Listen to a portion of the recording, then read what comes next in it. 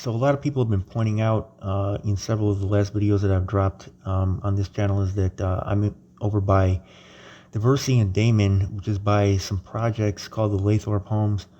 And these projects go back quite a ways, but they're remaking a lot of these projects, vacating some of them and then building new ones. There are still residents there, though. That's one thing I want to let people know. There seems to be somewhat of a misconception that they're empty now. They're not empty. There's still people living in them, and they're building new ones, and new people are over there. Now, just a little history lesson. This is like gentrification, like 90s gentrification visible right in front of your eyes, because what was happening during that time period was that there was a lot of communities on the north side of Chicago that were heavily black and Latino, and whites from like other areas, other cities, the suburbs, other towns, a lot of young whites, okay, with professional careers, wanted to move back to the city, okay, into like the urban, the urban center of Chicago. And they were moving to areas where there was a lot of violence, okay, and they started to do this regardless of the violence. And this was one of the things that blew my mind. I was like a teenager at the time watching this happen in real time, and I was like, I couldn't believe that they would move into some of these spots, because these were like young, 20, 30-year-old white people with like, and Asian people, and even like black and Latinos that had money. But they're moving like right next to these like really dangerous project buildings. It was going on by Cabrini Green. It was going on by these Laythorpe homes, and press, people that were in gangs and everything to leave. Now, a lot of the projects are still there, but they're a lot more strict now. Having spoken to some of the other residents of the projects on the north side, and just the low-income housing in general, they say like you do any little thing, like any little legal infraction, and you lose your spot, and they kick you out. So people are very much on edge now, to stay within those boundaries, and the crime has dropped dramatically in these areas. And just with so many like people with money around the area now, the projects are still there, and I got to interview one of the longtime residents of this area, and I actually live not too far from here. I'm not going to say the exact spot where I live, but this is a friend of mine.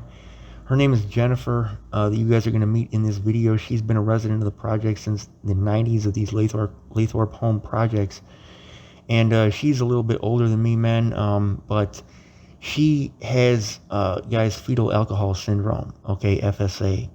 She does not do drugs. At least she's never done it around me, and she doesn't have that. I can tell if somebody does not drugs when I'm around them. She has this from birth, okay, FSA. So please be respectful in the comments. Don't say anything, dissing her, the way that she looks or anything, because she does have that disability. Her mom drank when she was pregnant with her, and it caused this deformity. And this is one thing I say, please, guys, don't drink, don't do any drugs, especially weed, okay, around pregnant women, and especially the pregnant woman herself, but around pregnant women, because that smoke, she breathes that secondhand. You might think weed is not harmful. Weed is extremely harmful to a developing brain. Anybody before the age of 25, and especially to an unborn baby. There are the brain cells, the neurons, okay, that process information. The connections between those neurons are called synapses. Those synapses are like miniature wires, okay, if I can use that analogy. Those develop and grow until about the age of 25. THC, the chemical in weed, causes those to grow in a deformed shape. That damage is not reversible, okay? So to smoke dope around a pregnant woman you're causing irreparable damage to the baby of that unborn child. And especially drinking for pregnant women is obviously doing that around a pregnant woman, that's not going to affect her, but if she does it, it can cause this, which you're going to see in this video. This woman has FSA, Jennifer, but she's a longtime friend of mine. She's really cool, really nice. If you're ever over by Diversity in Ashland, or by she's not really over by Ashland. She's like more by Damon, and sometimes she's by Fullerton and Damon too. Stop by and say hi to her, man. She's really cool, and she stays in those project buildings, man. Shout out to Jennifer for this interview, and here we go. I'm out here with the homegirl, Jennifer, man, the longtime homegirl. How you been? I'm good.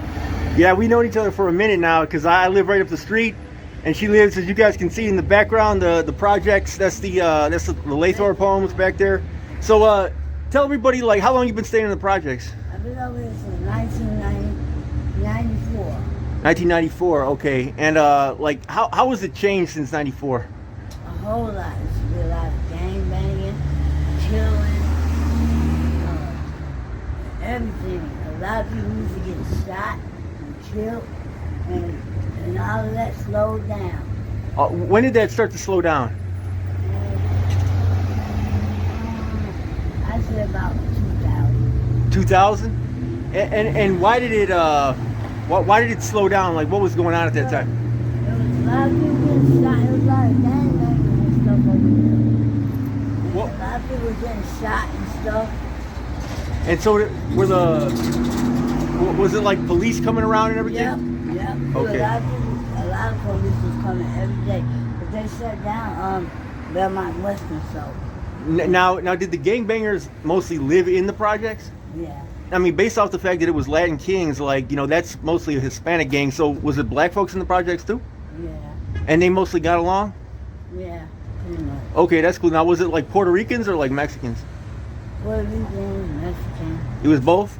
Yeah. Oh, that's what's up. Okay, so were they kicking out like people that did not gangbang, or only the gangbangers? I mean, that's a hard question to answer, because a lot of people, like I said, a lot of people moved and went to jail and died. You know what I'm saying? Yeah. Is this a pretty good spot for that? Sometimes it is. I got a good report over here, so you know, people see me, they be like, "Hey, Jennifer, I haven't seen you in a long time." Right. And they be glad to see me. And a lot of people be like, "Are you still alive?" I'm like, "You see me, don't you?" Right. Right. Yeah. So how many people would you say are left in the project at this point? That I don't know.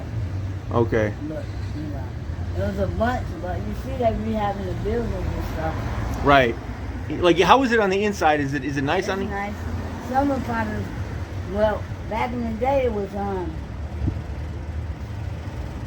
like, you know how it was in Cabrini Green, like almost like that. Right. Yeah. So do they have like air conditioning and heating and all that stuff in there? You know, you talking about the old building? Yeah. Nope. They're doing a new building, yeah. But what about heating in the wintertime? Yeah. Oh, they do? Yeah. Okay. So you mentioned the new buildings. So are the new buildings projects too, or is it? Yeah, it's all projects. Okay. See that one? So do people gotta pay every month over there? Yeah. Like, how much? I don't know. Okay. It's on a fixed income. Right. And is it more like Latinos moving in there? Or? Everybody, you know, all type of people, Puerto Rican, black, whatever, you know, Hispanic, whatever. Yeah, I appreciate this, Jennifer. This was a good interview. I appreciate you. Yeah, good luck out here with the hustling. Yeah. All right. Have a good one, y'all. All right. Yeah, she always reminds me to wear my vest at night, because I be riding my bike back, and sometimes I don't wear that thing so people can't see me. But yeah, she always looks out for me. Yeah. All right, Jennifer. Thanks a lot.